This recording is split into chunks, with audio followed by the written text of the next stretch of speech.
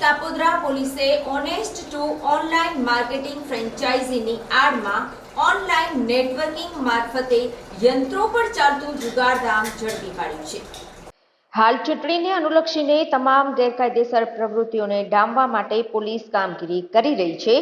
તેવામાં સુરતના કાપોદ્રા પોલીસને બાતમી મળી હતી કે કાપોદ્રાની ગાયત્રી સોસાયટીમાં બિલ્ડિંગ નંબર 114ના ગ્રાઉન્ડ ફ્લોર પર ઓનેસ્ટ ટુ ઓનલાઈન ફ્રેન્ચાઇઝીની આડમાં જુગારધામ ચાલી રહ્યું છે। આ જુગારધામમાંથી 2 ઓપરેટર અને 12 જુગાર રમવા આવનાર મળી કુલ 14 આરોપી અને 2 લાખથી વધુનો મુદ્દામાલ પોલીસે કબજે કર્યો હતો।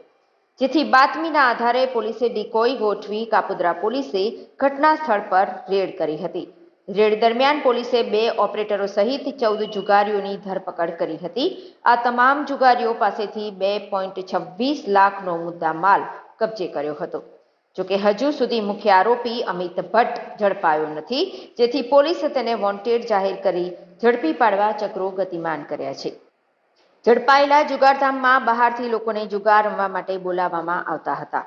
મશીનમાં યંત્રના ફોટા પર રૂપિયા લગાવવામાં આવતા હતા, જેમાં જે ફોટા પર વ્યક્તિએ રૂપિયા લગાવ્યા હોય તે ફોટો મશીનમાં આવી જાય તો તેના 9 ગણા રૂપિયા આપવાના।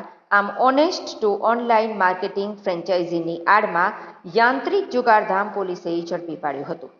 મુખ્ય આરોપી અમિત ભટ્ટ ફરાર છે। હાલ તેને ઝડપી પાડવા પોલીસે ચક્રો ગતિમાન કર્યા છે। જો અમિત ભટ્ટ ઝડપાય અને પૂછપરછ થાય તો મોટું કૌભાંડ બહાર આવે તેવી શક્યતાઓ સેવવામાં આવી રહી છે।